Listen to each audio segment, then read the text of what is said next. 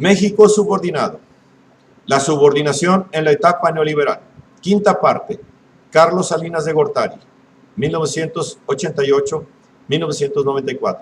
El salinato. Sección 18. Esta es una obra del maestro Héctor Alejandro Mora Gallardo. Aspectos importantes para los inversores estadounidenses y canadienses, como la protección a las patentes, se tornan prioritarios. Si quiere que llegue la libre empresa y la industria desarrollada, México habría de cambiar sus leyes garantizando los inmediatos beneficios y regalías pagadas a los propietarios de los derechos y patentes de la nueva industria. Fue el asesor estrella de Salinas quien, aún y siendo ambos candidatos a la futura presidencia, viajó a los Estados Unidos para entrevistarse con George H. Bush, ocasión para cuando por primera vez se habla de implementar el Tratado de Libre Comercio. Fue el propio candidato republicano a la presidencia de su país quien realizó la primera referencia. Ya hemos hablado con gente del equipo del señor Salinas para afianzar y ensanchar nuestros lazos políticos, económicos y comerciales, dijo Bush. Así, el enviado de Salinas fue artífice de la reunión de noviembre de 1988 entre los dos presidentes electos, conocida como el espíritu de Houston, en la que se establecieron los principios de una nueva agenda bilateral. Córdoba Montoya tuvo prioridad por sobre otros funcionarios para tratar lo concerniente al TLC, desde antes de que fuera nombrado por Salinas vicepresidente. Por algo sería.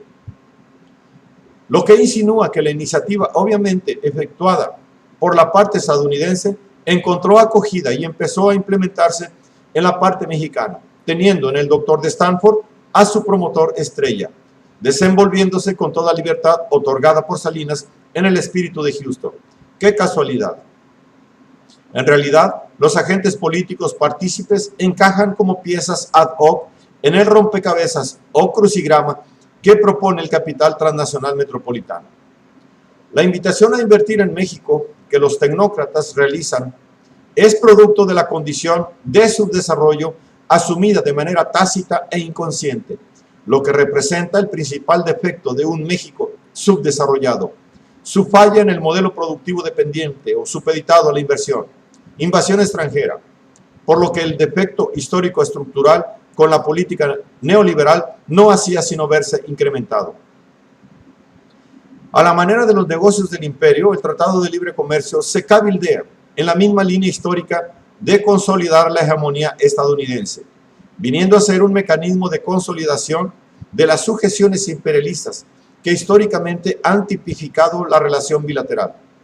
Lo que se constata en que, a diferencia del acuerdo mercantil europeo con el TLC, no se trata de aminorar las asimetrías económicas entre el norte y el sur, sino de favorecerse de ellas y acrecentarlas.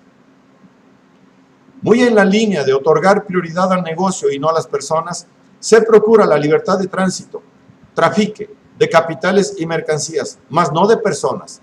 Nada de libre tránsito humano, salvo el que pudiese venir a darse entre los de cuello blanco, ejecutivos y funcionarios de alto nivel. Así pues, no a una reforma migratoria. Las mercancías tienen preferencia para transitar en el mercado de Norteamérica.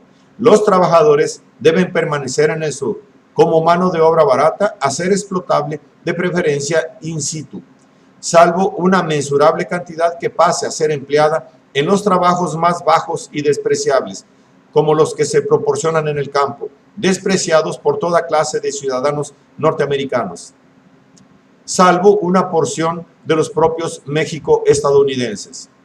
La diferencia en sueldo se consideraba paliar con la instalación de maquiladoras en la frontera norte de México, pero estas eran fabriquitas de autopartes que se montaban para aprovecharse precisamente de la mano de obra barata. Resulta inconcebible aceptar un tratado que se abre a la mayor producción industrial de la potencia mundial, alegándose reciprocidad entre las partes.